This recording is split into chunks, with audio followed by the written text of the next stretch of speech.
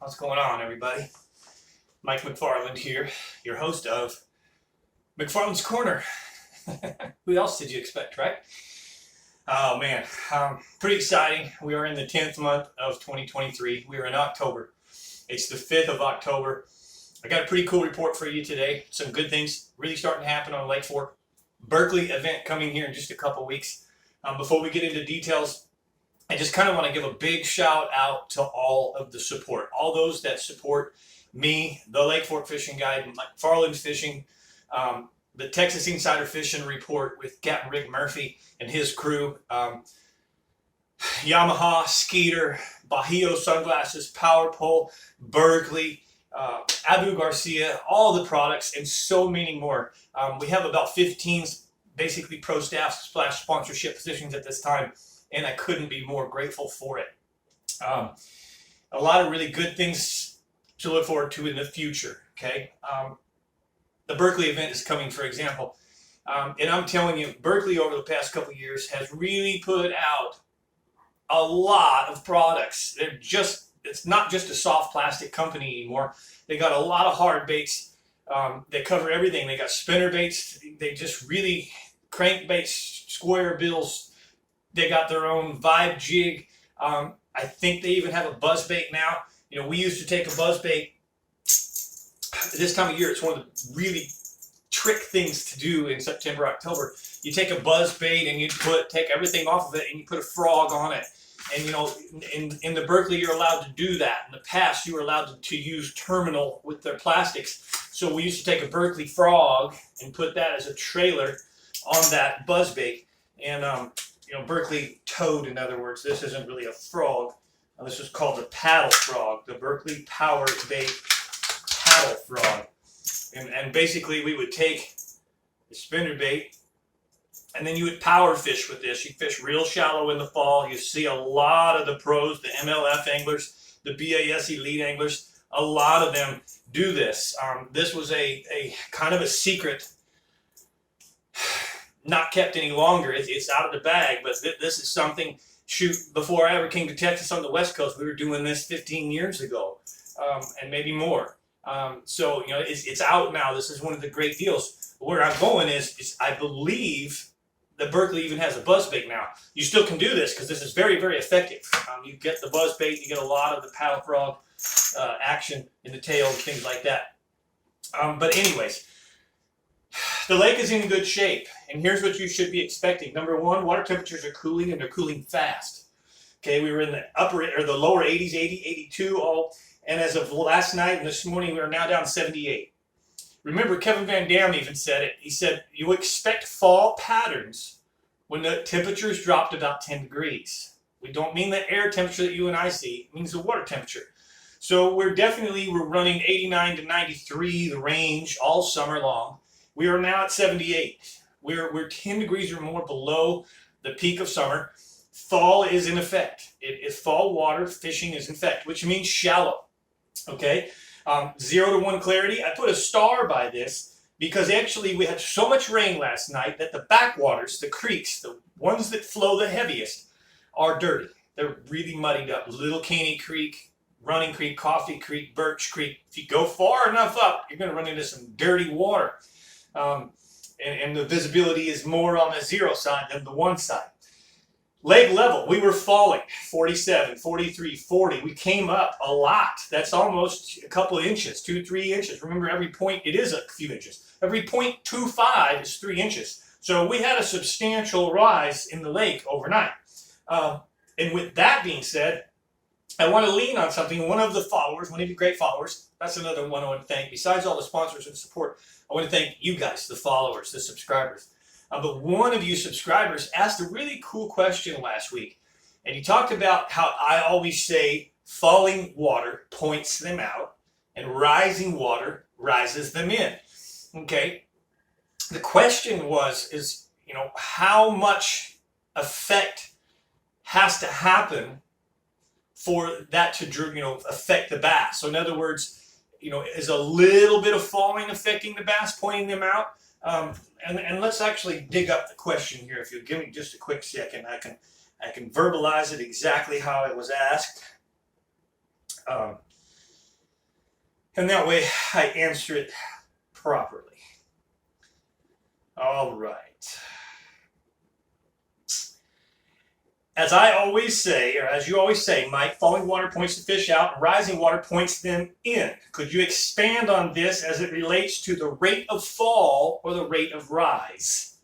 Okay, and so what I want to do is I want you to realize that obviously the more expedited the fall, the more this would point the fish out. Falling water points them out. It means they pull out the edges to the points. I've experienced in Arizona lakes where their farmers call for water, and we drop over a foot in a night in 12 hours. And then actually even get up to steeper stuff because the effects are less. It only drops a couple inches, where an entire flat can come out of water. If 12 inches of water, 12-inch level, is only, it's less on a steep wall, less effects on a steep wall than it is on the flats. You have a big amount of movement, okay? So, yes, the answer is the more dramatic the falling, the more dramatic this effect is pointing them out. The same on the turn coming in. The more dramatic the water comes up, the more it brings them in. Now, I will say that a very, very slow falling rate will still point the fish out, okay? But a very, very slow rising rate won't necessarily bring them right in as fast as a high rate. You get a bunch of water and they go to the banks. And I'll give you a great example. I fished the FLW tour event, I think it was 2013 on Roosevelt Lake. I was catching my fish in 30 to 35 feet of water with football jigs. It was a September event. It was the end of summer. We had been catching those fish. We had been fishing many summer tournaments. My friend Paul Matthews and I, we had cashed checks and won several events for the last 9 weeks fishing this particular pattern. In fact, we had won the last 2 weeks in a row prior to the cutoff date for the FLW Tour event. And I was on them good. And FLW Tour, of course, brings some of the best back then. And Brent Ehrler was one of them. Brent Ehrler is a friend of mine. I speak to him quite often, at least back then I did. And Brent Ehrler found that same bite in 30 to 35 feet of water in practice. The night of registration in the Mazatzal Casino in Payson, Arizona, a 100-year storm hit. And Roosevelt Lake got so flooded out that there was landslides that if you didn't get there in time, you got stuck. You didn't even, Paul Hodges didn't even hardly got a chance to launch his boat. I think somebody else had to use someone else's boat or borrow a boat because they couldn't even get to the lake in the morning. But anyways, we had a substantial, about 5 inches of rain that night. The lake came up like 2 feet. And I started out my morning in 30 feet, 32 feet, and I caught a nice, good keeper. And I thought, here we go, man, we're on the way. And I never caught another fish until noon. And I had to change. And I didn't do very well. I really fell on my butt.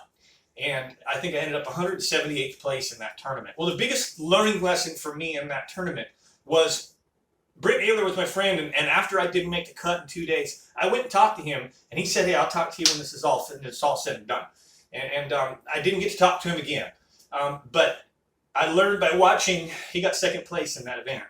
I learned by watching it on TV. Remember, this is a home lake for me. I grew up on Roosevelt Lake. Brent ended up going to a buzzbait, not necessarily the frog buzzbait, but a buzzbait, and caught all of his fish at about 2 to 3 feet of water. Went from 30 to 35 feet to 2 feet overnight. And the fish, rising water rises fish. So to answer your question, obviously the more dramatic, they really love, especially in the time of year. It depends on the time of year. If it's cold water in the middle of winter, it may not pull those fish in. After a long, hot summer and we get a nice, fresh influx of water like last night, they're going for that fresh water. And believe me, even some of the dirty, muddy water, they don't mind going in it as long as the sediment will settle. It doesn't bother their gills and things like that for breathing. Give it 24 hours and that some of the main sediment settles and they'll go into that fresh, cooler water, especially after a long, hot summer. So the rising water, absolutely, this is more than enough to make fish go to the banks.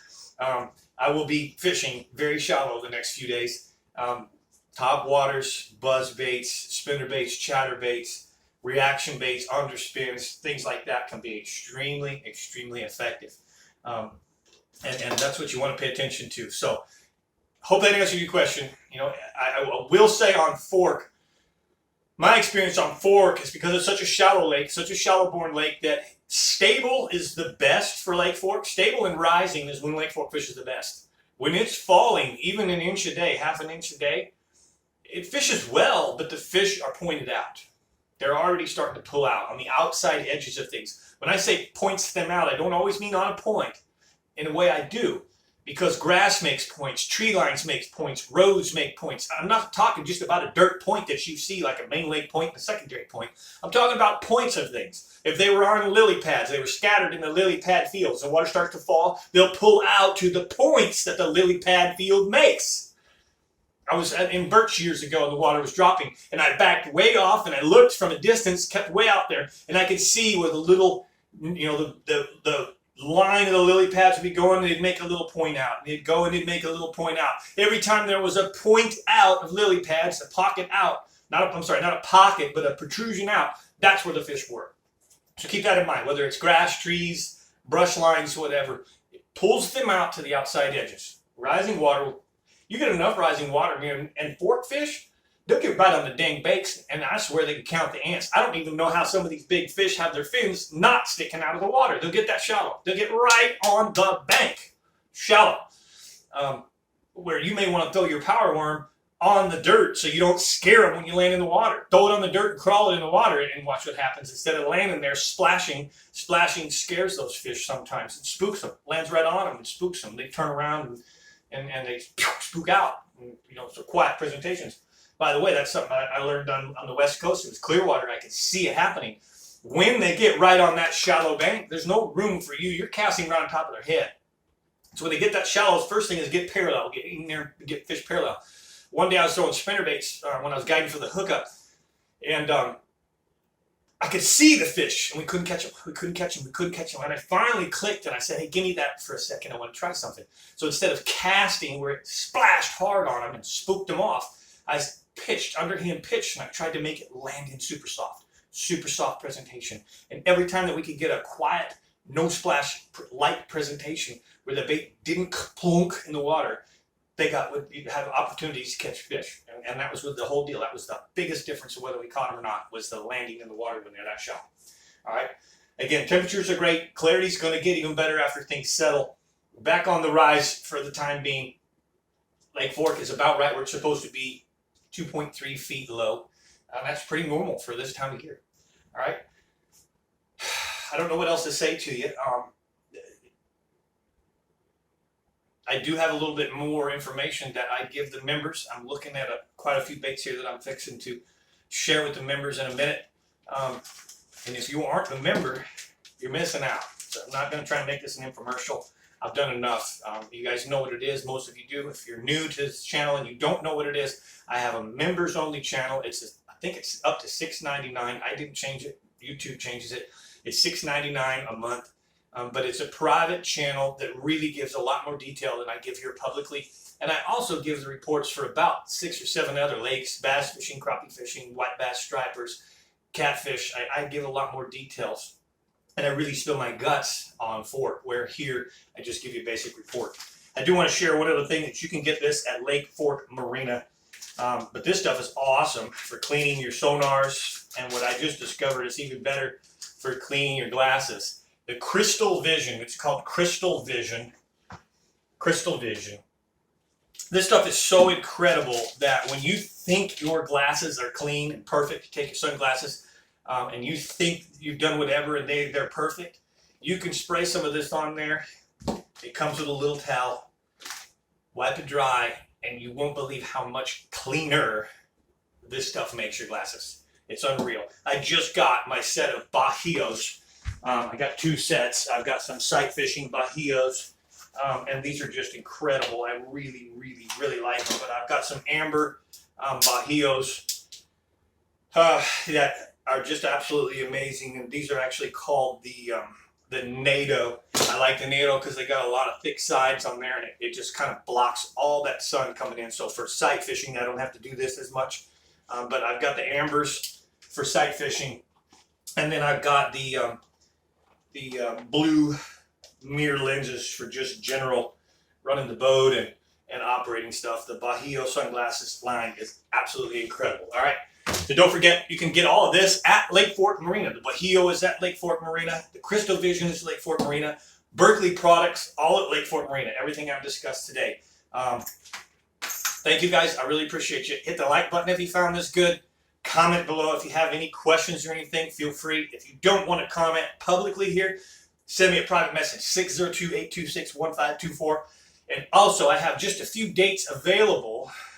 Only half-day trips, but that's all you need for the Berkeley event. If you want me to show you where these fish are for the Berkeley event, and right now I'm focusing on unders. The big fish, the overs, have been few and far between in all the tournaments all year long, so we're focusing more on the unders. But if you need a little kickstart, or you need to learn how to run the lake and keep safe, hit me up. I could probably fit you in for a half-day trip right before the Berkeley event.